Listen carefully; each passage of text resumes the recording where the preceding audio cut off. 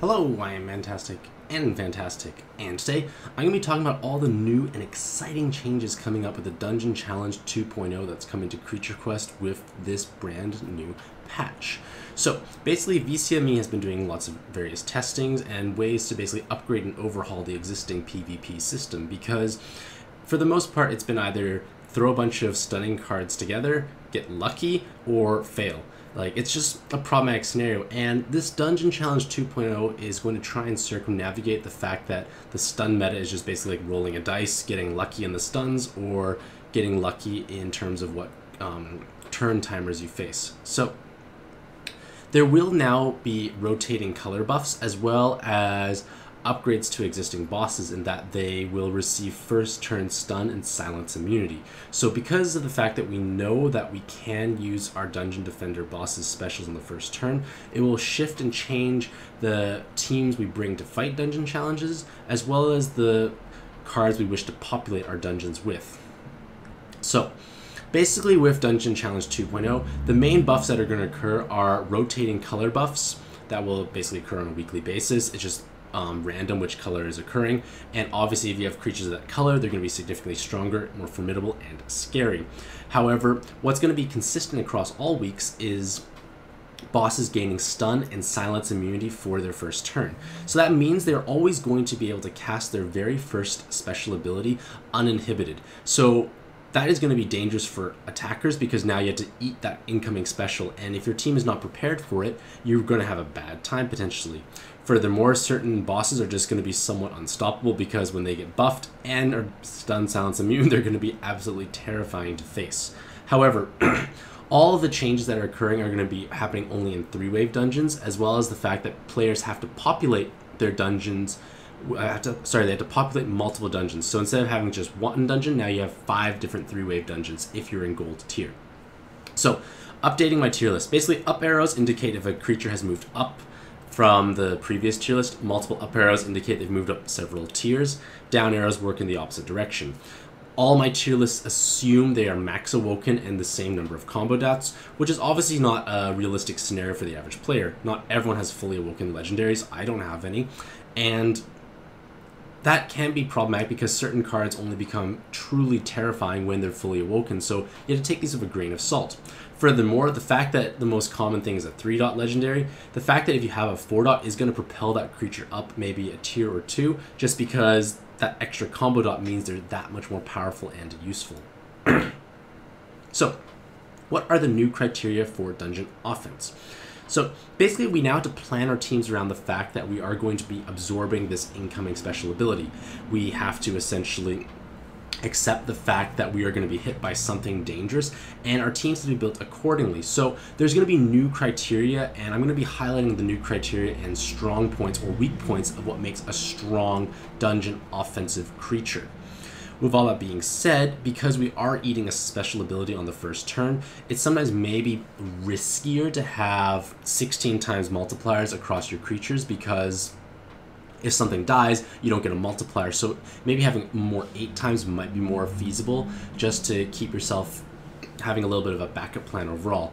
Furthermore, because stun and silences are less potent than they used to be, they have a slightly diminished value. You still need to stun and silence them afterwards, but the fact that you can't do it on the first turn means they're not going to be as powerful, because the strategy of old was stun / silence, nuke, win, collect your prestige. Finally, counterattack abilities are going to have tremendous value, because since we are eating that special, anything that does a counterattack is going to have merit, because it's going to help you survive. So, the rise of debuffers. So now we're entering this debuffing meta. Because of the fact that we can't stun or silence, we have to find new and creative ways to survive these incoming specials. Presently speaking, there are no actual shielding abilities that protect your whole team, so the next best thing we can use is debuffers, because bosses can still be debuffed. You can lower their stats, and when you lower their stats, you lower the incoming damage. So the most universally powerful debuff is going to be power, because the vast majority of bosses work off of the power stat, as well as most of the high-end tier cards also working off of power. So if you are able to debuff that boss's power by, say, 50%, you cut their damage by 50%, they're very unlikely to actually kill and sweep your team. So a power debuffer is going to be incredibly powerful. The next best thing will be a luck debuffer, because with a luck debuffer, you obviously touch upon certain creatures that do use luck multipliers, but you will hopefully prevent that boss from stunning or silencing your own team, because a lot of the top tier defenders rely on stuns, and if you can prevent that stun from happening, they become less scary. Obviously, it's not a guaranteed factor, it's not as consistent as power, but luck will be the next best thing. And after that, the third best debuff would be luck, because if you debuff their attack. If you debuff their attack, it's going to reduce some of the damage, not as much as power. It's not going to be as monumental as luck, but again, it's still helpful. If you could get a power slash attack or a luck slash attack, it's still going to be beneficial. Defense debuffs are not going to do that much because we just want to survive. Team buffs now have more meanings because of the fact that we had to eat these specials. If we can buff our own stats, we can survive. So naturally, the best stats to buff from ourselves are going to be luck, protection, because luck and protection buffs prevent those debuffs from occurring. So if you don't get stunned, silenced, you can still continue using your creatures and survive, hopefully. The next best thing would probably be large defense buffs. If we have large enough defense buff that can provide something meaningful, maybe we can survive an extra hit. But I give more credit to protection and luck. However, if you had to choose between a buff or a debuff, I would go for debuffs because of the fact that bosses have inflated stats, and cutting those stats by 50% as opposed to buffing your own stats by 50%, it's going to have more effect by debuffing the boss because, again, they have a much higher stat to reduce. Pure damage creatures are less powerful overall. Because of the fact that Dungeon Challenge 2, you have to actually absorb these attacks, you need to actually survive and have more utility. Yes, damage is important, but if all the creature does is pure damage and nothing else, and their pure damage is not like the highest in the game, it's not going to have that much value. Finally, creatures actually need to survive because of the fact that we're getting hit. If they cannot survive, they can't do any good. A great creature dead does no good, whereas a creature that can at least survive can provide those combo dots, can provide their mana, can provide the multiplier. So I have rewritten all of my Dungeon Challenge criteria. I'm going to leave this in the corresponding article. You can take a look, because I'm not going to just read off from a piece of paper. You can take a look at your own leisure. But essentially, I kept my S, A, B, C, and D rankings. Basically, S tier creatures are the most durable. They have great utility. They have either buffing, debuffing. They bring something to the table that's going to help your team survive. A is basically a step down, and we just continue going down until we get to D, where those creatures are going to struggle to provide meaningful contribution. So there is a ton of shifting in my tier list, and I'm gonna go over all the notable changes, but I just want to highlight that Oathkeeper, Sphinx move up to S, and your Jabberwock moves up 3 tiers into S. I'll explain why soon. In A tier, there's been a large number of creatures shifting upward. We have Druid, Kirin, Tiamat, and Divine Parry all moving up from B to A. We have the Valkyrie, Jan, the Archdevil, the Succubus Queen, and the Chimera all moving up from C to A. We also have the Sludge Hulk moving from D to A, and that's a gigantic leap for the Sludge Hulk. Like, Sludge Hulk became relevant just because of their power debuff. And we actually have a shift down. We have Vampire, Thunder Giant, and the Purple Giant, or the Abomination, moving down from S to A. Again, I'll explain why soon. We have the 2 other genies here moving up from C to B. We have the White Dragon and the Merid moving up from D to B, again because they're debuffs. And we have the VIP 8 Angel and the Blue Dragon moving down from A to B. They might even move down further, but I'm just being conservative for the meantime. We have a bunch of B creatures shifting down to C because all they offered was damage, or they're too fragile to truly survive. They don't bring enough to the table to help you out. And then we have a bunch of new creatures moving down to D because, again, they're not contributing anything to the team. They're damage, but they're doing nothing else to help you out. So, changes explained. So, Jabberwock from C to S, and this is a gigantic leap because the problem with Jabberwock beforehand was the fact it was too slow. It couldn't fit into the meta of crowd control, nuke. Whereas nowadays we had to absorb a special. So Jabberwock actually has the 2 single best debuffs in the game. He debuffs their luck and power. So by completely neutering a the dungeon boss's 2 main dangerous stats, Jabberwock is somewhat invaluable to the success of your team because now we can actually survive these incoming hits. We're not going to take as much damage, we're less likely to get stunned. Furthermore, because Jabberwock had the conditional special that had to have debuffs in place to silence, this is going to occur for all other creatures. The fact that we need combo synergy within themselves is going to work in Dungeon Challenge 2.0 because we have to wait a turn regardless of who we are using. So that liability becomes the norm. So that's why Jabberwock has been able to jump up so many tiers into S tier. Best debuff, the conditional silence is now the norm. Everyone has to wait a turn anyways. So this is incredible. Furthermore, Jabberwock has huge luck, so he's unlikely to be crowd controlled himself with a debuff, and also the fact that he will land those debuffs. Furthermore, he takes less damage when stunned. He's just a great creature to have all around now. Oathkeeper goes from A to S. Basically, Oathkeeper has always been very powerful for the longest time. However, it's just challenging to keep up with Astral Watcher being an S tier as well as the Mist Giant. However, with these changes, the fact that he has a protection buff is going to be incredible because you put up that protection buff, you survive those hits. He's incredibly durable and tanky. With that protection debuff, he becomes even more hard to kill. Like, it's going to be hard to actually one-shot Oathkeeper when you put up that protection buff. A lot of dark creatures may or may not even be able to one-shot him when he has all that damage mitigation. Possible, possible not. Depends on who you're fighting. Sphinx A to S as well. Sphinx has 100% counterattack to debuff their stats by 35%. So obviously it is a more of a reactive measure. You have to get hit for it to provide. But the fact that Sphinx doesn't need to use a special to do these debuffs is meaningful. That means you could put up, say, a defensive buff of your own, get hit by the special, debuff the boss. When the boss is debuffed, it's less likely to start killing your team off because when they're debuffed, it's going to be a lot less threatening. And the fact that Sphinx is 100% counterattack chance is important. Furthermore, Sphinx is the only yellow creature in S tier, and it's important to have at least one creature of each color in S tier because you do require that for combo dot synergy, because I did demote the Storm Giant, and I'll explain why in a moment. So we have Druid and Kieran moving up into from B to A. Basically, they have cleansing, they have healing. So if they can survive that first incoming hit, they can revive your team back to full health. They are able to potentially resist those debuffs themselves. Kieran has a giant luck buff, so again, that's beneficial in itself. But the fact that you can heal up, cleanse all those debuffs or stun silences from your team is invaluable, and these pure healers have a little more value because, again, the goal is just to survive. All the genies, excluding Ifrit, have moved up because those buffs can help you survive.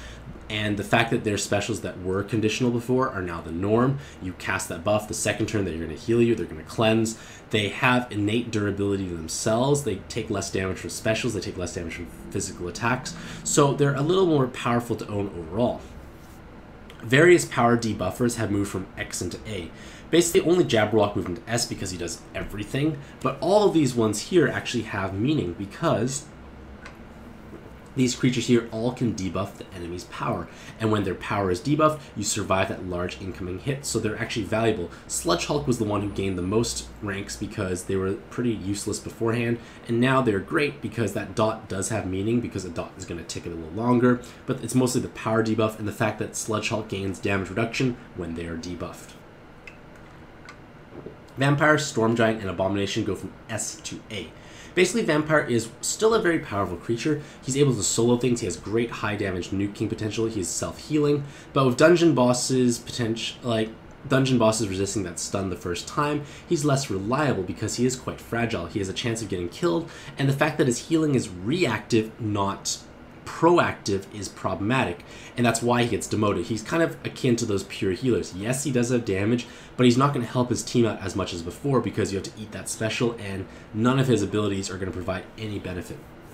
In addition, Storm Giant and Abomination are both demoted because their stun no longer takes effect the first turn, so that was one of their main attributes. Yes, they still have counterattacks, but they're not as powerful as the other giants, so they're just a step down by comparison. Valkyrie jumps from C to A because Valkyrie has able to buff all 4 stats by 45%.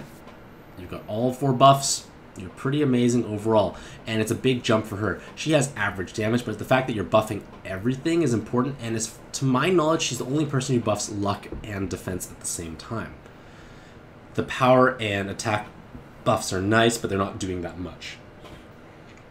Now we have Chimera. So Chimera goes from C to A. Basically, Chimera is basically a budget Phoenix, but because of their changes, and the dots having a little more meaning because they can tick longer, they're able to survive long enough. We need yellow creatures. Yellow's in a bad spot right now, to be honest, but we need some yellow creatures that are a little stronger, and the fact that they can survive those incoming hits, they're going to provide a large amount of damage. Like, it's meaningful. Like, it's still powerful. It's not as great as Phoenix, unfortunately.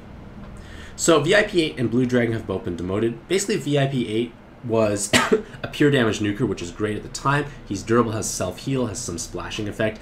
But in Dungeon Challenge 2.0, pure damage has less effect. The Death Blow healing only takes effect when he kills something, so if you're not killing anything, you're not healing. So he's just getting demoted because he's just less powerful overall. However, his defensive rank is improved, and I'll explain why in a moment. But the Blue Dragon also goes down, same reason as the Storm and Storm and Abomination. Pure stun, it's going down in value. He might even go down even more because, again, that stun is all he has. He doesn't really bring much else to the team. And there are also various other downgrades. It's basically just kind of shifting all these other cards down because it's reflecting the nature that pure damage is not as valuable as it used to be. So new criteria for defense. So in Dungeon Challenge 2.0, defenders work differently in that they're automatically guaranteed to cast their very first special ability. So now we need to look at dungeon defenders from that point of view. We have to always assume / know that they're going to cast that first special ability. So more conditional things that required you to have various debuffs or buffs in place now take more effect because of the fact that you're guaranteed to have that first cast. So more AoE oriented abilities are important because you're going to get that first AoE off, hopefully you kill something, and then subsequent AoEs will hopefully finish off the enemy team. Yes, you can kill one team member, but pure single target is not going to be as valuable because, again, most other things are going to be able to kill off multiple creatures at the same time, so pure single target has diminished value. Now, one thing to remember is 4-dot creatures are going to be so much more powerful than 3-dot creatures due to the fact that they attack so much faster in Dungeon Challenge. So stun is king.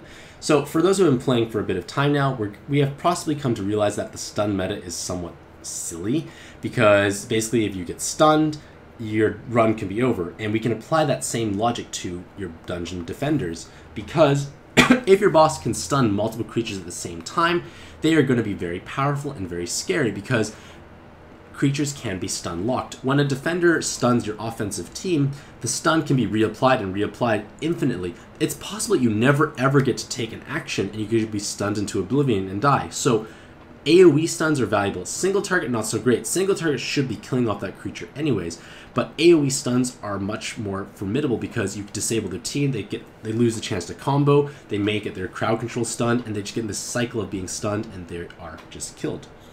AoE is very valuable. Again, if we can kill off one thing and start damaging the team, we can hopefully kill them off fast enough that this takes effect. And because of that, single target badly needs a collateral benefit. Our single target abilities need to have some other perk to ensure that they win, because in theory, if you're only single target, you only kill off one creature. You're going to need 5 specials cast to actually kill something. So it's going to be very hard for a dungeon defender that only does single target to actually kill things. Conditional specials now work. Basically now, if you have a special that requires various debuffs or buffs to be in place, the fact that we get that first special off is going to guarantee those occur, so they gain these collateral benefits. And I'll explain more in the various changes coming up. So I'm going to just leave this here. You can read this on my website. It's not meaningful to basically have me reiterate this over and over again, but basically S-tier creatures are those who can basically wipe the entire team out. They can enter into full health, full mana, and still get wiped.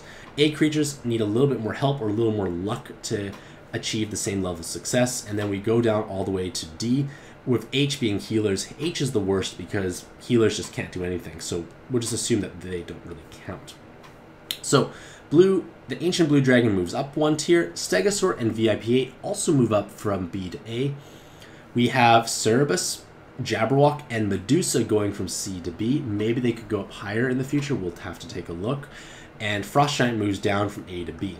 There have been a few other shifts. The genies all move up 1, and various other creatures have been just readjusted down into D from C. Not many creatures comprise AB or SAB because it's just harder to be a truly spectacular dungeon defender, whereas C and D are kind of the averages. So, changes explained. So, the Ancient Blue Dragon was always on the cusp of becoming S because of the fact that it is like Thunder Giant, but has less valuable awakenings. However, with these changes, I feel it's right to have him move up because he's going to mass stun things. He's going to start just dumping out damage. It's going to be a terrifying encounter in all honesty, but he is going to be definitely a step down from Thunder Giant just because a lot of the Ancient Blue Dragon's Awakenings are geared towards killing red creatures, which he could do already. So it's just overkill and something that wasn't necessary. But regardless, an S tier creature is still scary and formidable. Stegosaurus and VIP8 all move up from B to A. So because of the conditional clause effect on Stegosaurus, it could be sometimes challenging for him to become scary and terrifying.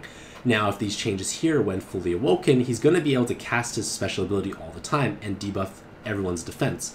And when things have had their defense debuffed, Stegosaurus gains 25% damage reduction from all sources. I mean, sorry, not 25, 50%. Holy crap, he just doubled his health. That's crazy strong. Furthermore, every subsequent special ability is going to heal the Stegosaur for a very large amount of health. So he may or may not kill something on the first turn, but the fact that he's so durable is going to make him hard to kill. And if you can't kill him in time, he's going to just truck you down with his special ability, and it's basically over. His second special is going to end your run. He's going to basically heal himself up. He's going to kill off most of your team, and that's why he's very terrifying. His stats are not as overpowering as they were in the past, but these changes are going to make him significantly more powerful. VIP8, by comparison, would always one-shot whoever he hits. He always could one-shot something. It kills them, it gives him a large self-heal because of the death blow, and it does large splash damage. However, he could be stunned into oblivion, and he is only durable. But with this changes here, he's going to blow up one creature. The splash effect may even kill off another white creature. I'm not sure for certain. Swishier ones possibly. But he's going to instantly kill one thing and severely weaken the rest of your team. And if you remove the key creature, he's not going to die. And then on his second special ability, he's going to one-shot someone else for sure. The splash damage might kill off other people, but then he's going to have a massive self-heal. So he's going to be absolutely terrifying to fight against because he's always going to get that first kill, and that is important because it's not just single target damage, it's single with a large splash upon death blow. Frost Giant's A to B, he's just single target. Yes, stunning is great, but obliterating one target at a time is going to be too slow. The stunning effect is nice from his counterattack, but it's not meaningful enough overall, I feel. Cerebus, Jabberwock, Medusa go from C to B. So Cerebus and Jabberwock have conditional specials, but with the changes, those conditional specials become the norm. They're able to cast their abilities first turn, so they become a lot scarier. Furthermore, Cerebus with that counterattack can be a lot more threatening because he's going to be able to strike 3 to 6 times with his special. Counterattack is going to occur, I think, 40% of the time. So he's going to be actually killing off a lot of people with his counterattack and his first round of attacking with gaining self-heal. So he's going to be a lot scarier overall. Jabberwock's going to do a massive debuff against your team of Power Luck. May not kill someone on the first round, may kill one person, but then the subsequent hit's going to silence your whole team, and then you're going to have issues right there. Medusa was always fragile, but the fragility is somewhat negated by the fact that she's always going to get her special off. And because of her high luck and giant single target nuke potential, she's going to stun your whole team and kill off one person. And hopefully that keeps repeating until you have no one left. It's not as threatening as, say, something like Sandworm Thunder Giant because you only hit one target at a time, but there's enough threat nowadays with these changes to warrant her moving up to B. If things prove to be a lot more threatening, she may even move up to A. The Genies move up 1, again because of those conditional specials. They are quite durable when fully awoken, so it is something to keep in mind. Archmage goes from D to C. I've always bashed upon the Archmage because he just felt lackluster, but he does have one of the highest, if not highest, power stat in the game. So even though his special is a lowish multiplier, the fact that he's going to be trucking for so much power can kill off one person, and then his chain's going to bounce around and do a lot of damage on the first hit. But the key is he could remove one person and large splash. He does have a decent amount of bulk because of his awakenings, but the thing is, when he does his second special, because there's less targets, the chain still completes all hits, and he might kill off more people. So he has a chance to sweep your team. Not as reliable as other creatures, but he is at least a C, because remember, it is garbage can. Various go from C to D. They're either too slow, they don't necessarily kill off enough things, and they've just been demoted, like the yellow, the white, the red dragon, all been demoted. The Spider Empress demoted, just one single target damage. Squishy, she will die from most things anyways. In Tyrannosaur, too slow, single target, just not going to work out. So, in conclusion, the Dungeon Challenge 2.0 brings out a lot of exciting changes. I am excited for the fact that the meta is shifting and the fact that our legendary creatures have more meaning, because for a while the legendary creatures felt like they were lackluster. Like, yes, you overpowered offense, but they didn't feel like they had enough meaning or threat from the defensive point of view. So this does give new meaning to them, as well as the fact that we had to fill up 5 dungeons, so we are going to have more creatures used overall. Let me know what you think about all the changes that are occurring in the comments below. Hopefully you all have a mantastic day, and happy questing.